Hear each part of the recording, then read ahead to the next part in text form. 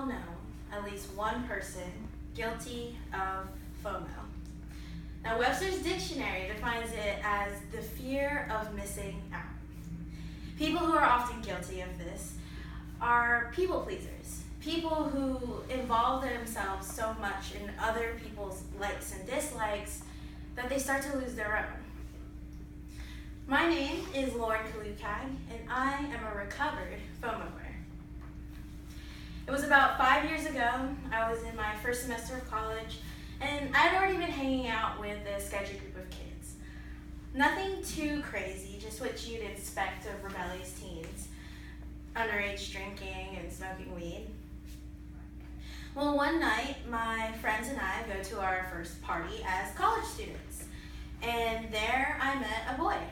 He was fluent in French, spontaneous, and recklessly sexy. He was a bad boy through and through, and I was super into it. But the best part, he was into me. We took a shot together, and from that point on, we were inseparable. We would skip class, break into abandoned buildings, and go to sketchy parties in the middle of nowhere. And even though I knew better, I craved the adventure, but most of all, his validation. I wanted to show him, I wanted to impress him, show him that I could hang. Fast forward 4 months later, my boyfriend and his friends made the decision to try robo-tripping. Now, robo-tripping is when you take more than the recommended amount of cough syrup to achieve a sort of hallucinogenic out-of-body experience.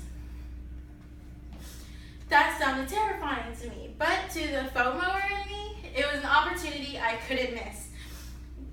So I ended up drinking about 4 times the recommended dosage of Robitussin, and the result was nothing that I expected it to be. I was vomiting uncontrollably, I could barely stand, and my vision was going in and out.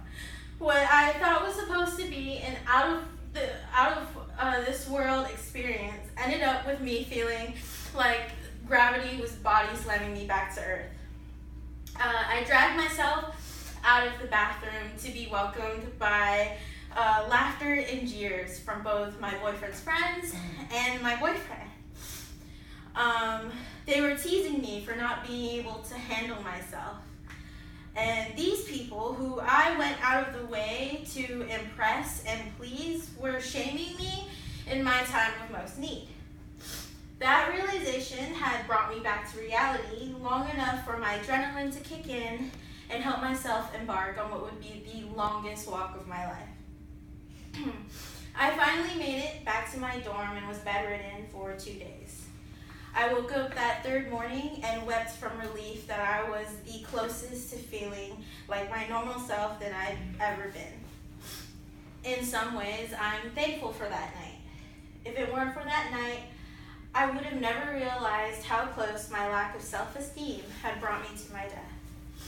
I was so blinded by my need for validation that I didn't realize that I'd started to live my life for others instead of myself. Thankfully, my tipping point had helped me find my center, even if it had meant starting back at square one. Now, that's not to say we should all start drinking ridiculous amounts of cough syrup to get there, but I do urge you to think about your happiness before others. Loving and believing in yourself is the cornerstone to a healthier you, and no one, nothing, can give that to you better than yourself.